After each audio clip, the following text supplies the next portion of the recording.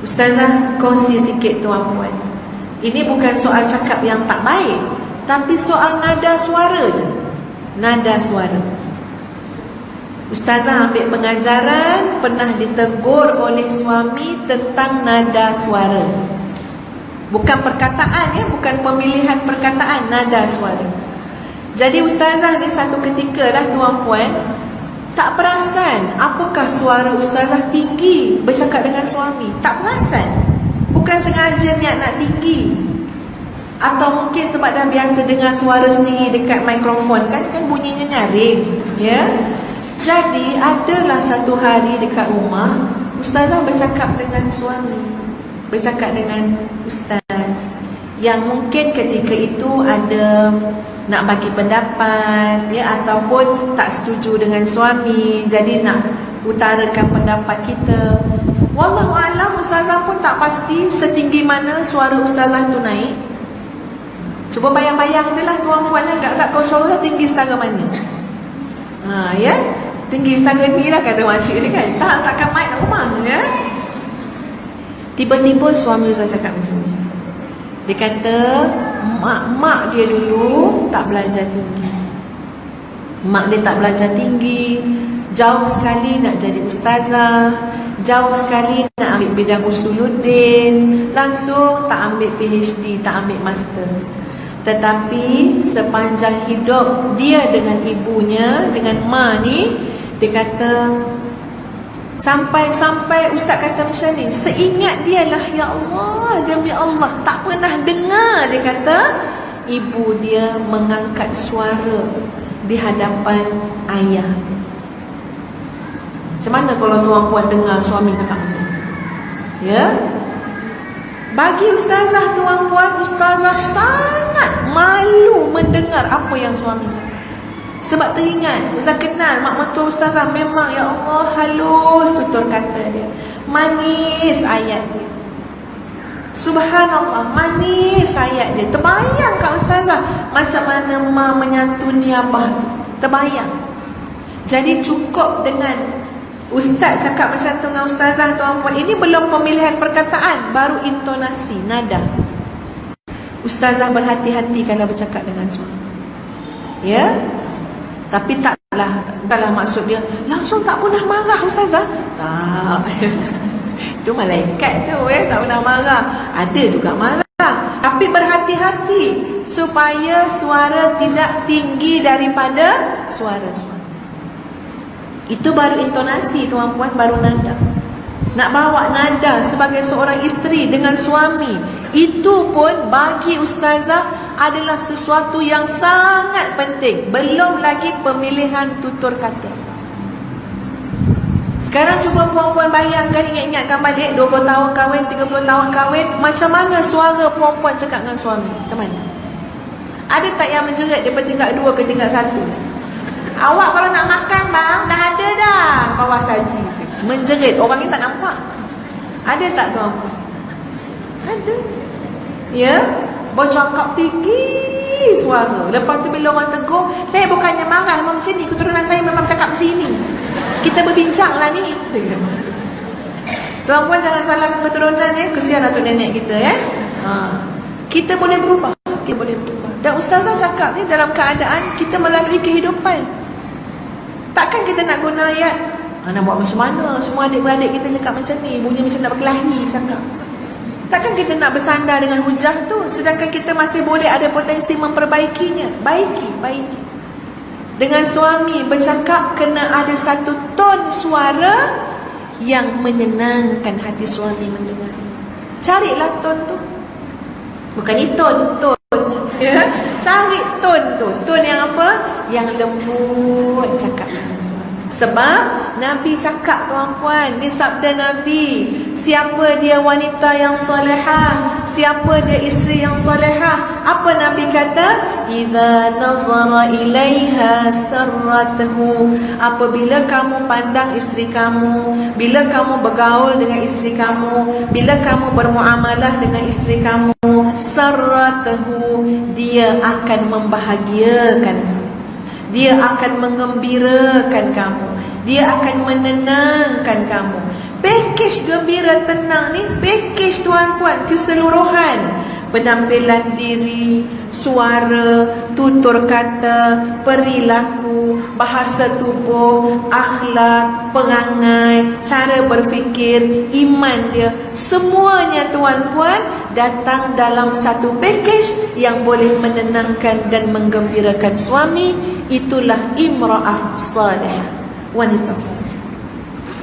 Jadi jangan cantik saja, tapi suaranya ya Allah, daripada rumah corner lot ni, rumah corner lot, sampai end lot corner lot sana dengar suara.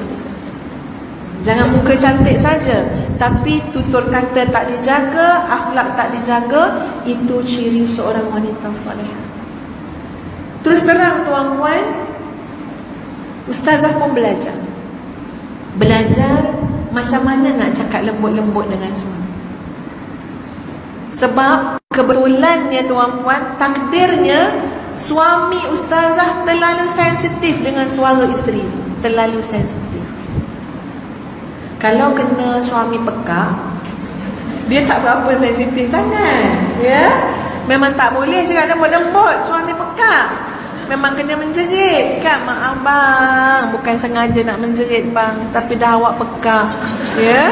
Kena cakap kuat-kuat. Yang itu kena minta maaf selalulah, ya. Dah telinga tak dengar. Tapi suami ustazah alhamdulillah tak pekak, ya, malah terlalu sensitif dengan suara isteri. Itu bahagian masing-masing. Dulu ustazah stres juga, ya Allah, nak lembut setara mana lagi. Lama-lama bunyi itik nila aku cakap, ya, nak lembut setara mana lagi, macam tu. Tapi lama-lama kita fikir positif. Ya Allah, begini sekali kau didik, ya Allah. Kau nak didik aku supaya istiqamah. Kelembutan jadi sikap kita, istiqamah. Sebab Nabi kata apa? Allah memberikan kepada orang yang lembut sesuatu yang Allah tidak berikan kepada orang yang kasar. Orang kasar tak dapat, tuan-puan. Ada sesuatu yang Allah akan berikan hanya kepada orang yang ada kelembutan. Cara Allah nak didik kita, Allah bagi suami yang terlalu sensitif dengan kekasaran. Sensitif sangat.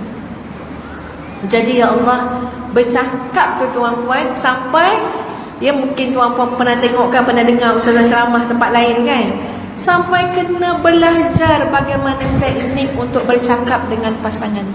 Kena belajar. Sebab dia terlampau sensitif. Macam mana cara dia tuan-puan?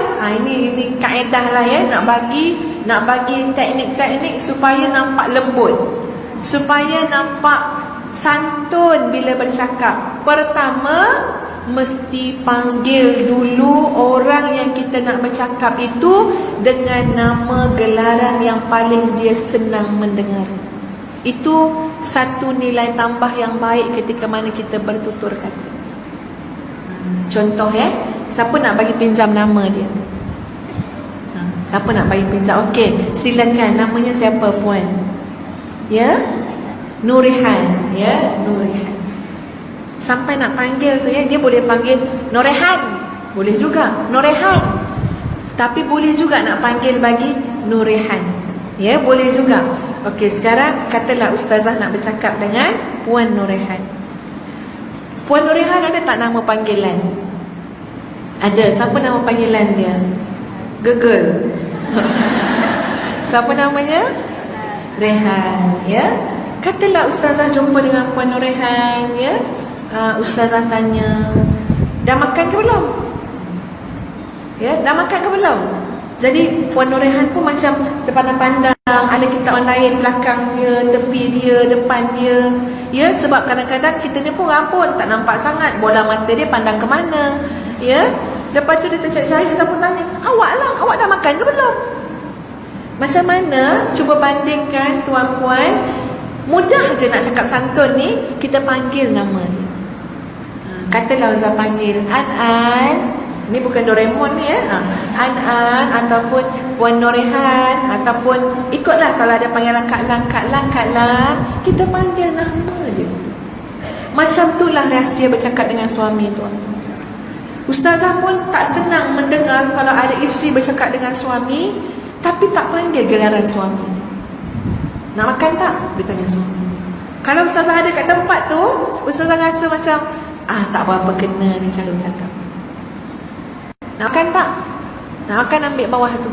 Suruh pula tu ambil bawah apa? Bawah saji. Ya, itu macam bukan suami isteri tuan-puan.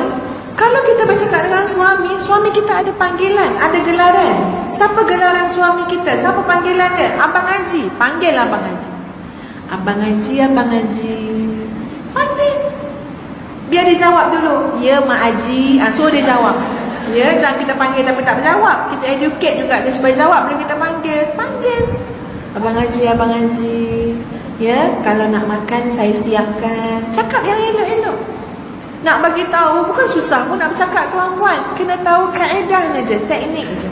Dan ustazah sangat meyakini bahawa gelaran, panggilan dalam rumah tangga dia memberikan kesan yang besar.